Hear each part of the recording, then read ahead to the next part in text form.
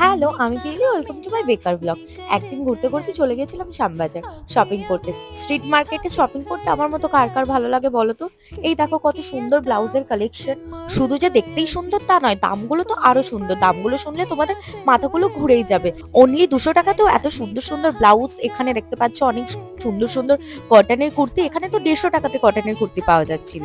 ঘুরতে ঘুরতে চলে গেছিলাম বাজার কলকাতাতে, কারণ এখানে পুজোর আগে আগে না ভালো ভালো অফার চলে, সেই কারণেই গিয়েছিলাম। কিন্তু এইবার গিয়ে আমি অনেক বেশি ডিসঅ্যাপয়েন্টেড হয়েছি।